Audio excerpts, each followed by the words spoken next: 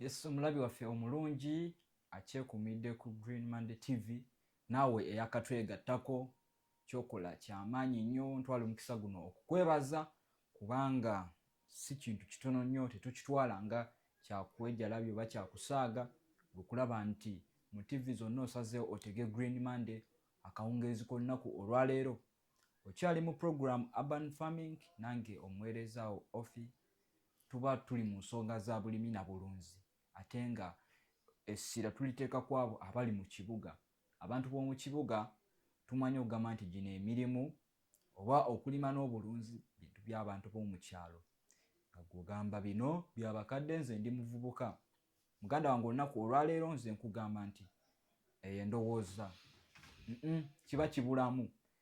Bw'obanga okyalina eyo endowooza bwetyo guno omulembe nedda kiba kigaanye, kubanga guno omulembe ekintu kyonna kyonna bwe kiba nga kisoboka nga tolina muntu gw'olumiza, tolina tteeka lyomenye, nga kigenda kukuyamba gwe ng'omuntu okulaba nti obaako embeera gy'olimu embi, okulaba nti kikutuusa mu mbeera ennungi nga tolumiza muntu, tomenye etteeka lyonna lyonna. Kwegamba muganda wange tewali nsonga lwaki oba tokyenyigiramu. Tulekeraawo okugamba nti okulima n'obulunzi bintu by'abakadde, okulima n'obulunzi by'abali ab'omu kyalo. Nedda, naawe ali mu kibuga osobola okukitandika. Yesu oyinza okuba nga osobola okukitandikawo nga si ggwe agenze mu nnimiro directly, naye nga osobola okutandika obulimi n'obulunzi indirectly, nti olina omuntu weeyo abikwasaganya, naye nga ggwe nnyini byo oba ggwe boosi olina nawe okuba nti olina amagezi g'olina ku ekyo ekintu ky'ogenda okutandika. So si kugamba nti olina ennimiro yo, olina faamu zo ziri eyo, naye nga ggwe ng'omuntu tobimanyi, ggwe ng'omuntu tobinaako idea yonna. Bwe tudda mu kulima n'obulunzi olina faamu, naye nga ggwe bwe tutandika okwogera tugamba naye kati mukama wange ensolo zino bwe zirwala ddagala ki lye tuziwa? Nga n'ebyo ebitandikirwako tosaana kubitegeera kubanga tewafaayo kubiyiga. Gwe wagamba bugambye kasita nninayo abalaalo bange bajja zirabirira. Nedda, naawe olina okubaako n'ekintu ky'omanyi kye tuyita skill. Nga bwe nabagamba skill kintu kikulu nnyo mu nsonga zino ez'okulima n'obulunzi oba obukugu. Oteekeddwa okubeera n'obukugu, okubaako ensobi ezimu ze weewala. Waliwo ensobi ezimu ezijja nga zo zisobola okwewalika, naye nga ozeewaza otya nga olina obukugu ku ekyo ekintu. Naye bw'obeera awo nga gw'oli ignorant obanga tolina ky'omanyi ku kintu ekyo, ojja kwesanga nti okusoomoozebwa kuno okumu kujja kukosa nnyo ate otuuke weevume obulimi n'obulunzi. So nga ate gwe ataasooka kumanya basics z'olina kusookerako, gwe ataasooka kumanya biki ebyo ebitandikirwako by'olina okumanya before nga tonayingira omulimu guno ogw'obulunzi. Nayongera okwebaza gwe wenna akyekuumidde ku Green Monday TV. Nyongera okujjukiza nti ennaku z'omwezi ziri 5, omwezi gwa 11 omwaka 2025. Kwegamba omwezi gwo gwaweddeko, twayingidde omwezi omupya, naye okweraliikirira kuba kungi. Nawuliddeyo n'abantu abamu nga bagamba bannaaye Landlord lwaki temutuwayo ka Black November? Landlord, gwe wenna Landlord ali eyo, abapangisa abo balowoozeeko mu ngeri eyo. Ka Black November kibakolere nga gwe Landlord omulungi wagamba bannaaye abapangisa bange mumpagidde nnyo okumala ebbanga ddene. Kuba oyinza osanga waliyo Landlord olina omupangisa amaze ku njuyo emyaka 10 n'okusoba. Ka Black November kamukolere, mugambe nange nkuddiza webale kumpagira kubanga emyaka 10 si mitono. Ennyumba nnyingi nnyo ze yandibadde yagenda dda, naye yasalawo asigale ku nnyumba yo. Nawe osobola okumwagaliza ka Black November kano n'amanya nti mu mwaka guno nina nange kye nasobola okufunamu okuva eri Landlord wange. Ese watali kumala budde, njala n'okujjukiza nti muganda wange gwe ali eyo, oli mulimi oba oli mulunzi. Wandiyagadde tukukyalireko ku faamu yo, oba wandiyagadde naawe kennyini okutukyalirako wano osobole okuba nti eggwanga olina naawe ekyosobola okulisomesa mu bintu ebikwatagana n'obulimi n'obulunzi, osobola okututuukirira. Mwenna tubaaniriza, gwe ayagala okukyalira tusobola okukukyalira awo ne tulaga eggwanga biki by'okola. Oli mulunzi biki by'olunda, oli mulimi biki by'olima, ne tusobola okubiraga eggwanga. totya kututuukirira ku namba zaffe ziri waggulu ku screen nawe ayagala otukyalira. Ensonga y'emu, osobola okukubako kati essaawa eno oba nga show ewedde n'otukubirako n'otugamba naye nze nsangibwa wano njagala kunkyalirako oba njagala kubakyalirako. Tetulina buzibu, tujja kulaba nti tukukolako muganda wange mu ngeri yonna esoboka. Sijja kubalwisa, njagala tugende butereevu mu kitundu kyaffe ekyokubiri. Wali tulabye nti tumaze okusala ebidomola byaffe bino, pipe zaffe tumaze okuzitereza bulungi. Kiki ekiba kiddako? Tumaze n'oteekamu ettaka lyaffe, kiki kye tuba tulina okukola ekiddako? Sijja kubalwisa, katusooke tubirabe oluvannyuma tukomewo. Yeah, so I'm going to show you, we are at the part that now we need to put in the soil. I'm going to show you, we have a soil here from our compost. It's very nice, has a bit of moisture inside and has some carbon inside. And I want to show you some worms. The way you want to know your soil is healthy, you can see there's oil life in it. Like if you can come close, you can see like here now we have a worm inside here, which means the soil is alive and it's very fertile. Yeah, and then you have a bit of sawdust over here. You're going to mix with this soil so that remember, as I explained earlier, we don't want the soil to become very compact when it's dry, like we did with our sacks. So this sawdust is going to help it retain moisture within it. And so what you do when you get the soil from your compost, you need to sieve it because there's a lot of sticks and stones inside, and you don't want that in your garden. So what I'm going to do now is sieve, and we have an improvised sieve over here, which is a chicken wire mesh.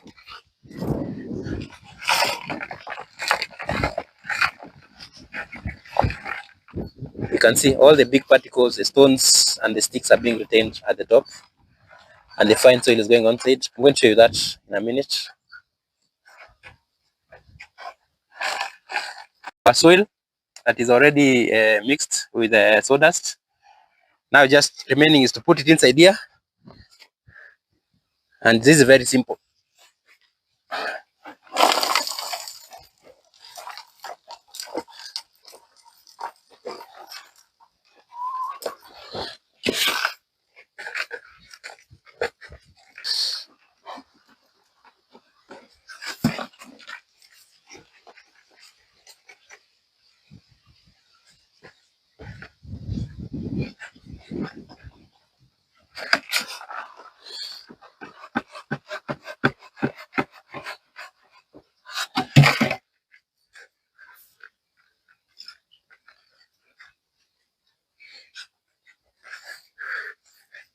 So just like that, we have a jerrycan garden.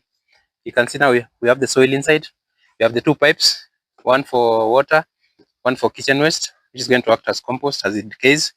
The other important part is it needs to be covered from below. That's what I'm doing here, so that the water does not just run out, and also the whatever you put, the kitchen waste, does not just drop down. Now that one is okay, covered. Now remember the other important thing I said, we need to put cotton wool in the pipe that is going to carry water, so it flows down it slows down the flow of water, so that the water has enough time to seep into the soil.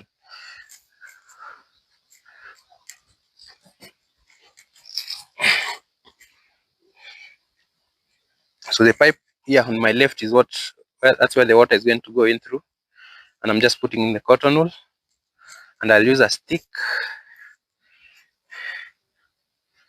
to push it down.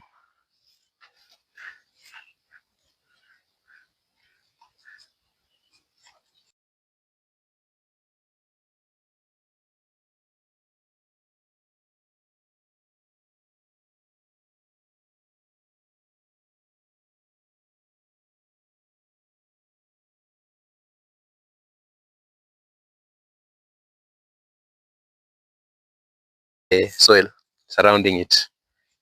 I'm just going to put in the last bit. All these already have cotton wool.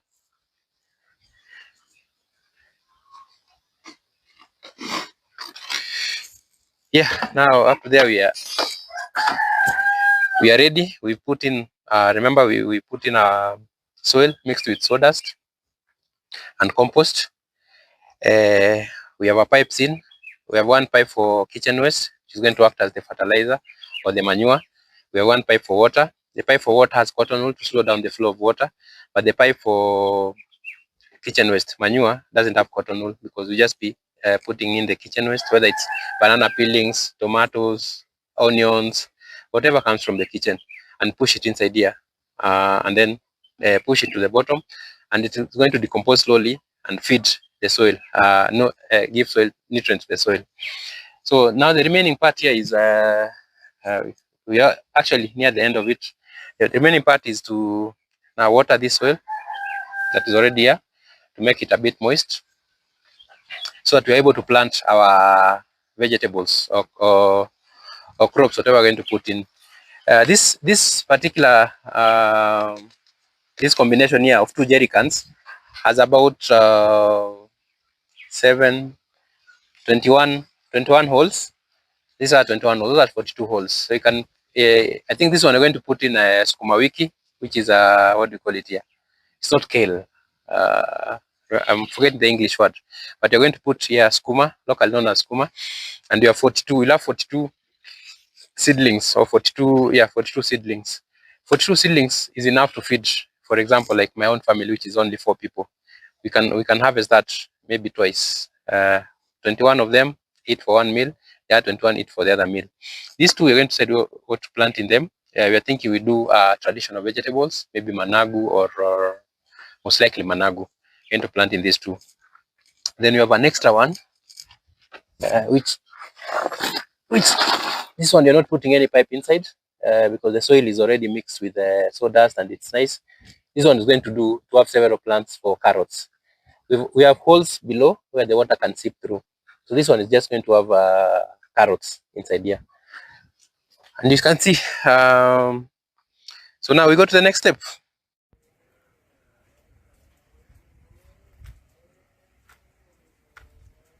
Before we plant is watering these jerry cans so that the soil becomes a little moist. So it's going to be easier to plant. And the idea here is that once all the containers have, the soil is a bit wet. Now going forward, we'll not be watering from this side. We'll just be putting, I'm going to show you, we have one of these recycled bottles here. We're putting water inside here, and then we just put it like this, so the water seeps in slowly. Remember, we put in the cotton wool, so the water seeps in slowly over a period of time, so we don't have to spend every time watering it. But for now, for the first time planting, we have to make sure the soil is moist and it has sufficient water. So we use a lot of we do a lot of recycling of like plastics on the farm. Now you can see that's what I'm using to water here. You want this water to seep to the below part.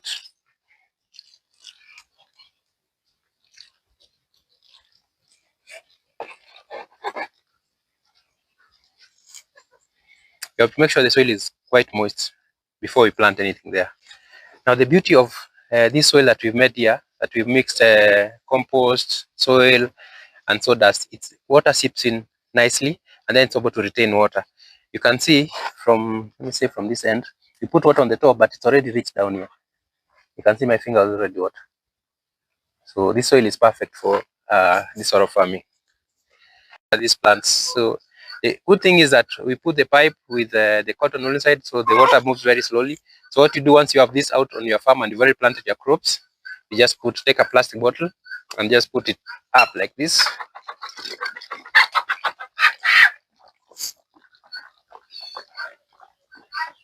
So the water just seeps out slowly and goes into the soil.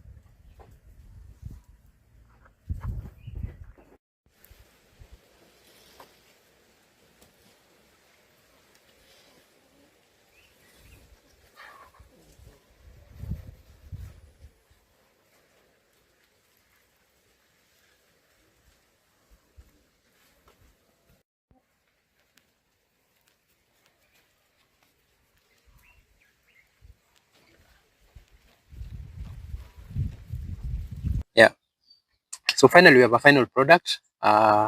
It's been 2 days of doing this, and I explained why it's taken us 2 days. But you can actually see now we have skooma. We decided to plant skooma in all of them. You can see it's planted. We have a total of about 25 plants, and then this one be about 50 plants at 70 something, plus this one another 25. So you have close to 100 plants here, which can feed comfortably our family of 4. But also the other thing maybe to point out is that the reason we decided to do this is it's been very dry. It's been very dry here. It's been almost a month of no rain, and without a proper source of water, and we are dependent on rainfall for farming, it's very difficult to have vegetables throughout. And so, as I also had explained earlier, that we initially started using sacks, and I explained why we moved from the sacks, because the soil was becoming very hard. And now we've settled on this. Now we focused on the jerry cans, and I want to quickly just show you before we finish the type of soil that we have inside here, and the type of soil that we initially used on.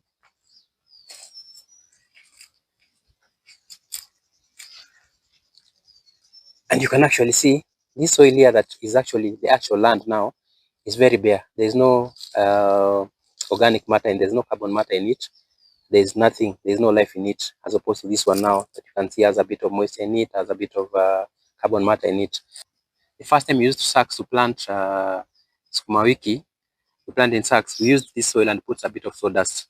It was not sufficient. So when it's dry like this, it's been for the last 1 month, it becomes very dry, and the roots cannot even find water inside there. And when it rains, the water does not even seep to the below part or the middle part.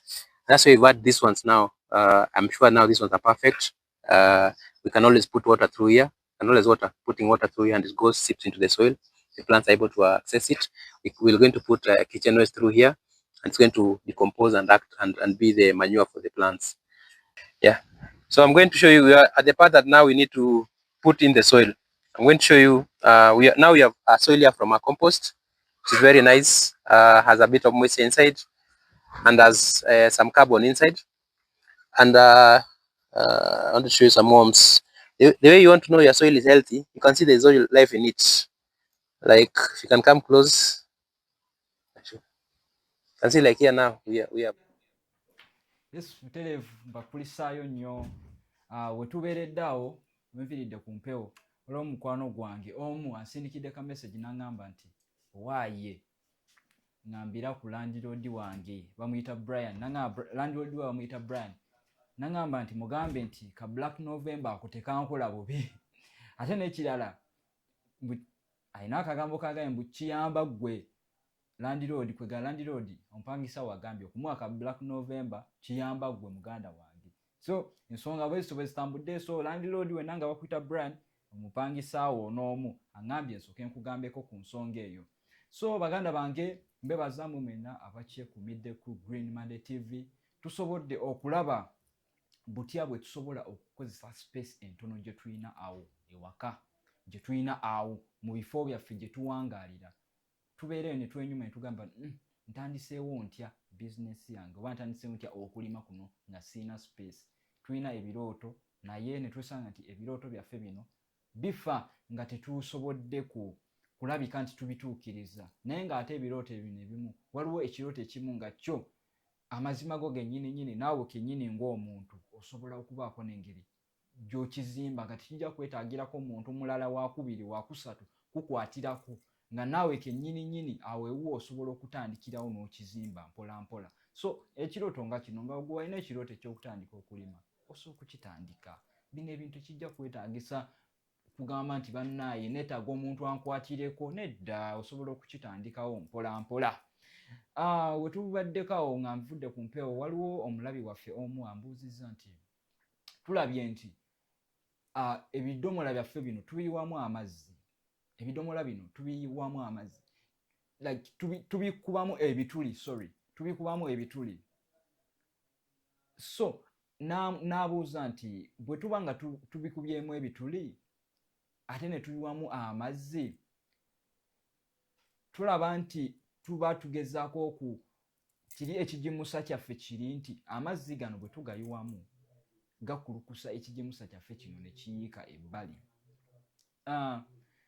bwenti bwenyinza okuddamu nti wali tulabye nti bwe tuba tukuba ebituli mu kidomola kyaffe kino kitwasaze obulungi tusaawo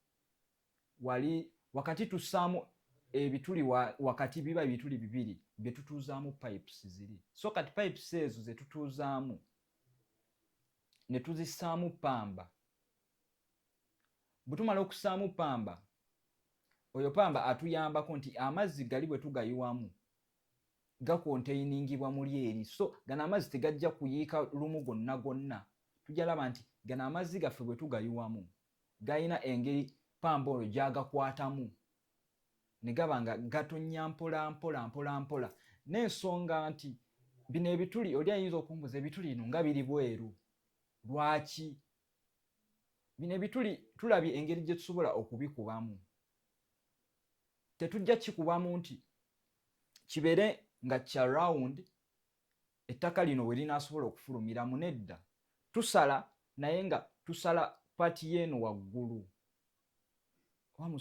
tukisala nga naye tukisalira eno wagguluggulu tukisala waggulu tetusala eno wansi ettaka gye lisobola okuviirayo amangu tusala ne kabeera nga kalimu pati ago neebeera eno nga nene eya wansi eri bweti kati nga waliwo bakinyonnyole ntya kwegamba nga ettaka liri eriri munda terivaayo kuyiika kugwa wansi kubanga tulabe ne bwe tuyiwamu amazzi ettaka lyaffe lino terivaayo kugwa so omulabi waffe ali eyo nga olaba nti obadde weebuuza oyinza otya okuteeka ebituli mu kidomola kyaffe oba mu bidomola bino bye tulimiramu bw'oba osala ebituli bino eno tosala kuva eno wansi tokisala nga kitunudde wansi olina okusala ekituli nga kiri waggulu so that ettaka lyaffe eriyo eri lye twataddemu terisobola kuvaayo lwaki because nti twasalidde waggulu simanyi oba ntegeerekeka bulungi kansuubire muganda wange ali eyo nkuzzeemu tugenda kunoonya ku mukugu waffe oyo asobole okutunnyonnyola obulungi ku nsonga eziba zisingawo naye nga ekikulu mbebaza mu mwenna abakyekuumidde ku Green Monday TV programu yaffe urban farming nga bulijjo olunaku luba lwakusatu n'olunaku olwokuna essaawa zo temuzeerabira essaawa ziba 12 okutuusiza ddala ku ssaawa emu ey'akawungeezi so nennyongera okubajjukiza nti oli eyo wandiyagadde okutukyalirako oli mulimi oli mulunzi oli eyo wandiyagadde okutukyalirako oba okulabikirako ku kamera zaffe wano nga naawe osomesa eggwanga ku bintu ebimu osobola okututuukirira ku namba zaffe ezo ziri waggulu ku screen oba wandiyagadde ffe tukukyalireko naawe tuba tusobola okutuukirira so muganda wange gwe wenna ali eyo nga oli mulunzi wandiyagadde tukukyalireko so osobola okututuukirira tutuukire ku namba zaffe ezo so oyinza obutakuba lindako nsooka eve ku TV program esooke gwe olyoke onkubire kubanga essaawa eno ntandise okufuna amasimu agamu mbadde nsaba essimu tuzikube nga program ewedde so mbebaza mwenna ababadde wamu nange abatambudde naffe okuviira ddala eri gye twavudde okutuusiza ddala ku ssaawa eno n'olunaku olw'enkya tukomawo ssaawa ze zimu ziba 12 okutuusiza ddala ssaawa emu ey'akawungeezi nange omuweerezaawo Ophie kyensaba Mukama abankuumire tulabagane olunaku olw'enkya mweraba